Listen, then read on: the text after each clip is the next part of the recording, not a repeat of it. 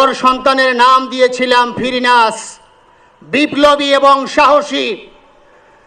সম্মানিত ভাইয়েরা, আজকের ওর সন্তানের চেহারার দিকে তাকানো যায় না। আজকের আমার মা প্রায় পাগল হয়ে যাচ্ছে, জ্ঞান হারিয়ে ফেলছে। আমার ভাই বোন তারা পাগল হয়ে যাচ্ছে। আমার 6 ভাই বোনের মধ্যে সবচেয়ে ছোট ছিল শরীফ উসমান হাদি। আজকের তার লাশ আমার কাঁধে বহন করতে হচ্ছে। আজকের আপনাদের কাছে আমার কোনো দাবি নাই, শুধু একটি দাবি।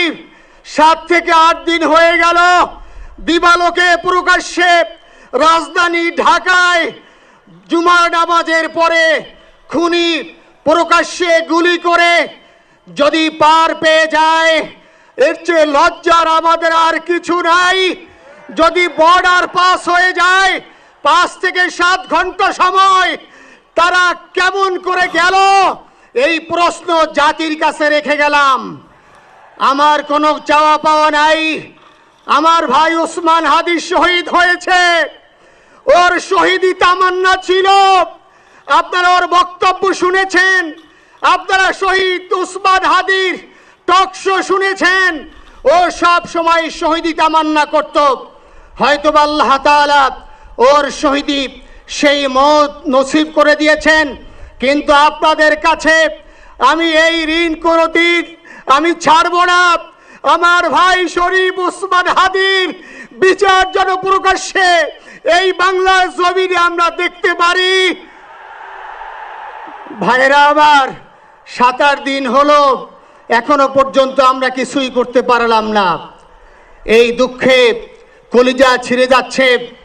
আমরা ওসমান হাদির জন্য দোয়া করি, আমরা ওর সন্তান ওর স্ত্রীর জন্য দোয়া করি। ওর সন্তান মাত্র 8 মাস বয়স।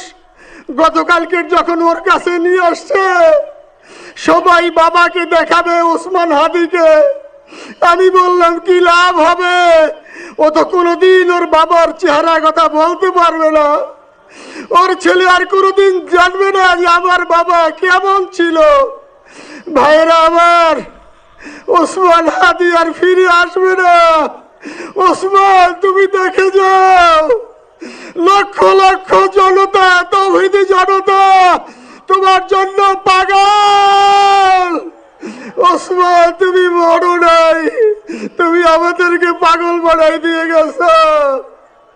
আল্লাহর কাছে আমরা সবাই দোয়া করি, আল্লাহ যেন আমার ভাই শহীদ শরীফ উসমান হাদিকে জান্নাতুল ফিরদাউসের মেহমান হিসেবে কবুল করেন।